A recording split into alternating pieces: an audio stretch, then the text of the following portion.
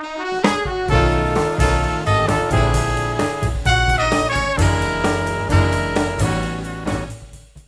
everyone, I'm Corey and we're talking Manpower.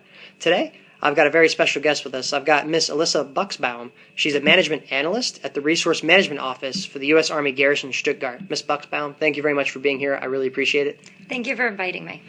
So, tell me a little bit about your role here at the U.S. Army Garrison, Stuttgart. My primary role is to serve as the lead Manpower analyst. So I primarily do your TDA, PBG documentation, and Manpower execution, but also manage or assist with other programs such as DTA, Travel Card Program Administrator, and manage the MICP program. So outside of those very complicated and wide plethora of things, are there any specific types of projects that you work on or are currently working on? Well, currently, one of my big initiatives is expanding to SharePoint and getting as much of our projects within our office and the programs out onto SharePoint to be more customer friendly. On the Manpower side, we've really been working a lot on the FY19 TDA to include looking at various ways to get efficiencies, possibly doing consolidations, doing grade plate reviews, and also correcting some Manpower models that have been documented. So the last year, that has been a project that's been evolving continuously. So going back to that SharePoint thing a little bit, that sounds really, really neat. So why would someone in the Garrison want to, why would they need to see these type of numbers and these type of documents and stuff? Well, some of the stuff we put out that we're going to put out there eventually to be more customer friendly. So if the information is out on SharePoint, you're reducing the amount of email traffic for starters. I know I'm getting emails from DISA daily telling me I'm over my limit. It makes it easier for the customer to actually get their questions answered. They don't have to call me or email me, go straight to that site. We can put documents up there, so we have processes like requesting to fill a position, and you have a form for that. Rather than emailing me, asking me the form, fill it out, email it to me, put it all right up there, then everybody who needs to see it can see it so that if I'm out, everything doesn't stop. It's like cutting out the middleman and driving straight to that point there. Exactly. So what are some of the unique challenges to working at a garrison as opposed to some sort of a command overseas? Well, there are... From my experience in terms of working with a command, I came from underneath AMC, command under them, and I've noticed that IMCOM is a lot more, their MDEP managers are much more involved.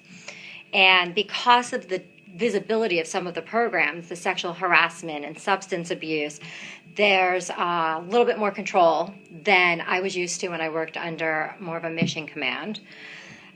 We also, within IMCOM, we're doing more manpower modeling because, in theory, all of the garrisons should be offering the same services and have similar structures.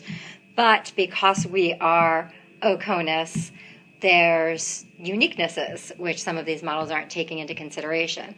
And I don't see as much manpower modeling being utilized in some of the mission commands.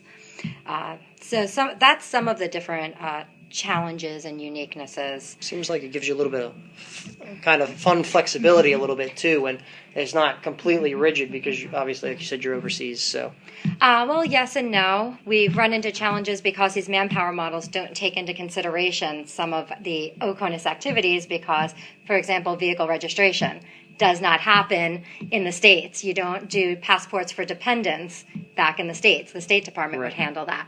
So we've run into some challenges because we might lose authorizations because those functions aren't taken into consideration. We also, we have two combatant commands here. And when models or funding and such are decided for an installation, it's based off of your Army customers, your Army, who's going to be there. But we have a very joint installation here in Stuttgart. We are very purple with all services represented. So that's another challenge where we're going back and saying, but we're not just Army. We need more resources here. We need more help here because we've got two combatant commands. So what are talking about Germany specifically, what are some of the unique challenges and benefits to working working here in Germany? Well, one of the challenges working in resource management in Germany or really anywhere overseas is that you need to take local nationals or host nation employees into consideration on a variety of levels. So when you're deciding your manpower mix criteria, you have another avenue to pull from, your local national employee. But when you're deciding if that position should be contract or DA civilian or local national or military, you also have to consider that, at least in Germany, the local national employees have a shorter work year. So the availability factor is impacted by choosing a local national employee there. And also security issues. Does that position require clearance and things such as that? So while it's another resource, there are things that need to be taken into consideration. Additional challenges include the fact that you're dealing with additional currency. We don't do everything just in dollars here. So you have local national employees who get paid once a month, get paid in euros. We have contractors that we hire who are paid in euros. And the conversion rate needs to be taken into consideration for everything so that even a TDY voucher can be a headache to do. Well, everyone, that's all we have time for today. Our conversation with Ms. Buxbaum will continue in a couple days, so be on the lookout for it on our social media channels. And until then, have a great Army Day.